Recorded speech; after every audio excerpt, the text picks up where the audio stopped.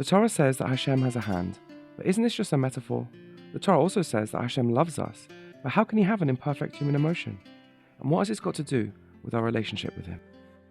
If you think you really love, and Hashem doesn't, you've got it backwards. We are the metaphor. Even we have an essence. This is not the difference between us. He is a someone, not a something. In this video series, my goal is to release your mind and soul to be able to freely think about Hashem in the way the Torah talks about him.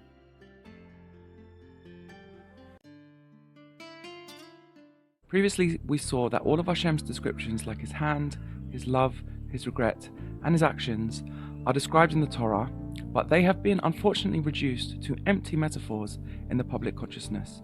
And we brought many reasons to question this and statements of Rabbonim polemicizing against this. In this episode, we're going to begin resolving this contradiction by understanding how the philosophers and the Mekubalim really explain what the Torah means when it speaks about Hashem's hand, eye, heart, and actions, etc. In this video series, my goal is to release your mind and soul to be able to freely think about Hashem in the way the Torah talks about him. In this video, I'm going to be doing so with no innovations of my own.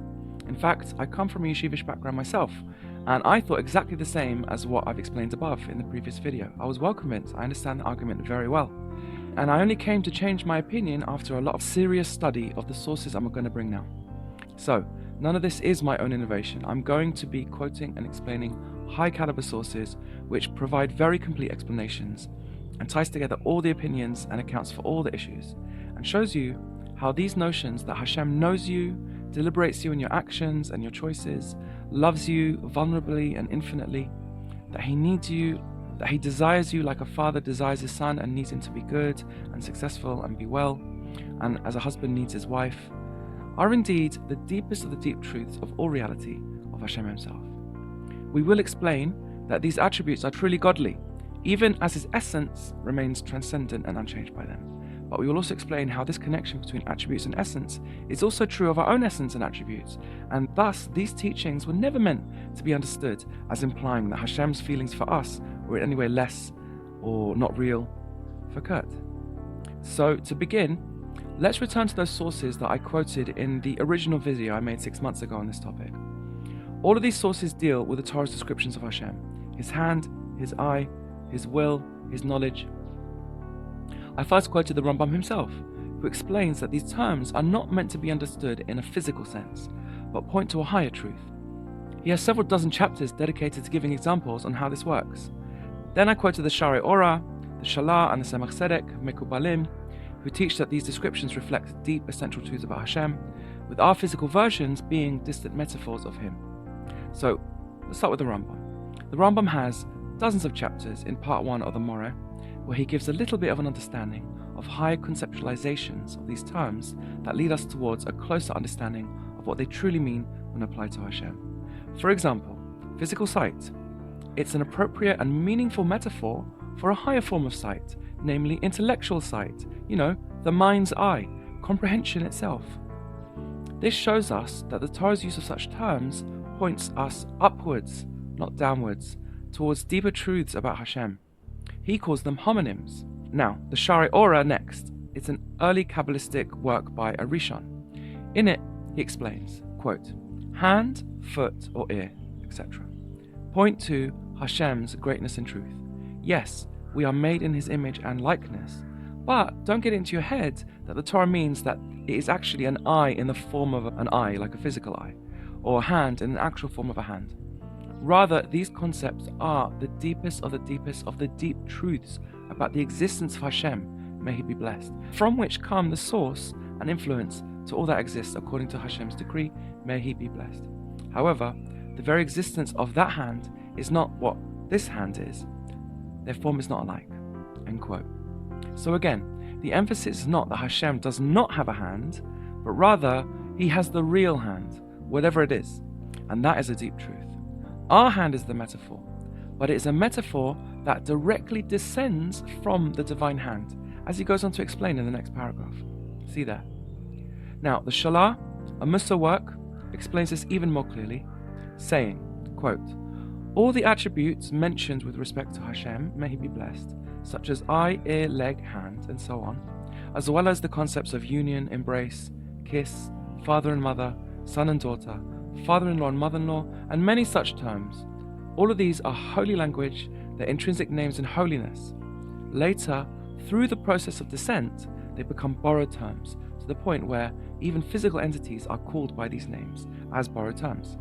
So again, note, no physicality is being attributed to Hashem, chas v'shalom, yet certainly these are not empty phrases either, chas v'shalom. Let's continue to understand what we do with all this, but first, just pause and reflect. Have you heard of these sources before? Have you ever seen them? Do they not sound heretical to you if you didn't know that they were from such great Rabbanim that certainly were not heretics? Many people are completely unaware of these sources. Those whom Rav Hirsch was polemicizing against felt that these sources were not meant for the masses, right? But that is far from the only approach among Gedolim. The Shalah himself disagrees, and that's part of the reason why he insisted that his work be called a Mussar work in the introduction, rather than a Kabbalistic work. He didn't want it to be hidden from everyone. And the Nefesh HaChaim, another deeply Kabbalistic work, was also published with that same intent. Rav Chaim Volozhin instructed on his deathbed, as reported by his son in the introduction, that the work should not be censored or hidden, but taught openly to all, completely, all of it. This was also the opinion of the Zohar, the Ramak, the Orah, the Baal Shem Tov, the Vilna Gaon, Rav Kook, the Baal Sulam, the Ishbitzer Rebbeim. The list is extensive. Chabad, of course, they took it even further. They made it their mission and goal to undo the damage of everything that has happened to depersonalize Hashem by explaining everything. So therefore, I quoted the strongest quote of all in the last video, specifically where he says, quote, "And the Torah's descriptions of Hashem may be explained by the simple meaning of what is written," end quote. I chose this quote because it states exactly the goal of this video, which is enabling you, by permission of a great tzaddik with Ruach HaKodesh, to free your mind and heart from its shackles that prevent you from contemplating Hashem and getting to know Him and feeling for Him and believing that He truly feels for you too. You have permission to say, yes, He does love me. Yes, I do upset Him when I sin. And yes, I do matter to Him, Himself, at the highest level and His truest core. As the Rebbe Rashab puts it in Kol HaMitzvot, right at the end, he says, quote, "My entire intent in teaching this was to convey this idea that everything affects Hashem in His essential self. When one understands with whom they are dealing, they develop a completely different type and kind of respect and reverence," end quote. Note how the Tzemach Tzedek doesn't say physical meaning. You can take the Torah in its simple meaning, not its physical meaning. He says simple meaning because, of course, nobody is saying that Hashem is physical, but he wants you to know that it's true. In whatever reality and existence it is true. It's, like we said, the real truth. We are the metaphor. This video is certainly not here to go against the 13 Ikarim, which state emphatically that Hashem is not physical. Even Ra'avad was not saying this. Rather, when we describe Hashem, we have to know that the words we are using are simply and actually true. It's just that their truth is higher than the reality that we know. Like the example above on the difference between physical sight and intellectual sight brought by the Rambam, but to the infinite degree, much more lofty than even that. If you think that this disagrees with the Rambam, well, I want to point out something surprising. I agree with you. The Tzemach Tzedek agrees with you.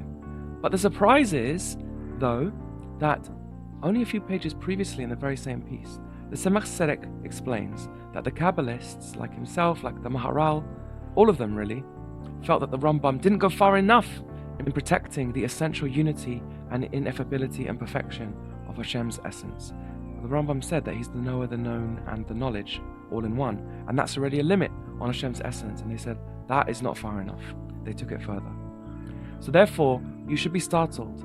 This is the proof that if the Kabbalists are saying that Hashem's expressions are real and true, then surely that's proof that Hashem feeling for us and His essence being one and unchanging and unaffectable are not contradictions, and we will learn why throughout this series, so stay tuned. So far, we've learned that the Torah's descriptions of Hashem, His hand, His love, His regret, are not poetic devices or educational symbols. They are the ultimate truths. Nonetheless, they are not part of Hashem's essence. In the next episode, we're going to begin to explain the difference between Hashem's essence and his expressions by understanding the concept of metaphor and the analogue of a metaphor, otherwise known as the nimshal to the mashal.